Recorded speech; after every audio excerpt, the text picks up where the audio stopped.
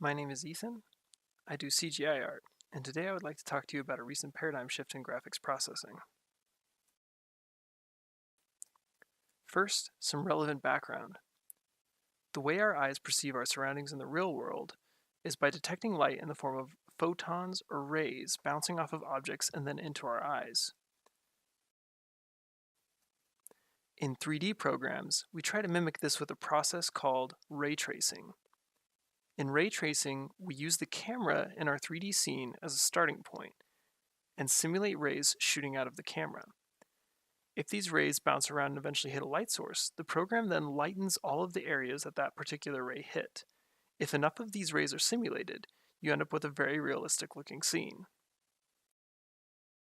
However, this process is very mathematically intense, so high quality renders like the ones you see in movies and cutscenes can take days or even weeks before being completely rendered. Video games don't have the luxury of pre-rendering, since when the player moves objects in the environment, the shadows and the light bounces move as well. So they use an alternative method called rasterization. Rasterization is an approximation that detects what parts of models will be visible to the camera and then checks their proximity to light sources as well as other objects to calculate where shadows and light bounces need to be added to the object. The limitation of rasterization is that it cannot capture reflections and caustics. It is only an approximation of the real world, thus we lose a great deal of fidelity. With these limitations of rasterization, as well as the computational demands of ray tracing, video games have been prevented from being able to capture the same level of fidelity that we see in cutscenes and movies. NVIDIA is looking to change this. NVIDIA is one of two major producers for graphics cards. They recently released a new series of graphics cards that are featuring a piece of technology known as RTX, or real-time ray tracing.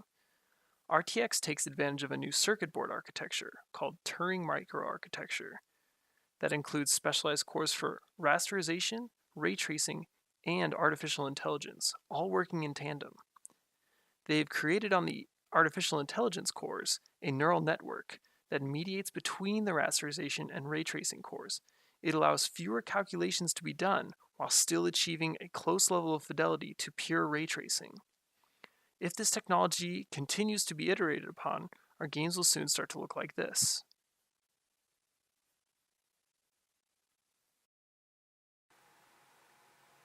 This new advance in technology has been met with some backlash. Many programs do not yet have the ability to utilize all of the Turing architecture, and so graphics cards appear to only be performing marginally better than previous generation. This causes hesitance in the market to adopt the new cards, especially with an increased price point from NVIDIA. With low adoption rates, many software designers hesitate to do the work necessary to make their programs RTX friendly.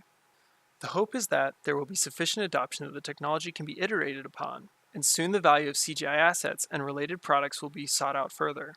Implications of this technology include augmented reality gaining a level of realism where objects being presented in the environment appear lifelike, virtual reality simulations and games becoming valid means of practicing or modeling hazardous occupations or procedures, online shopping models becoming perfectly accurate representations of their real products, and many others.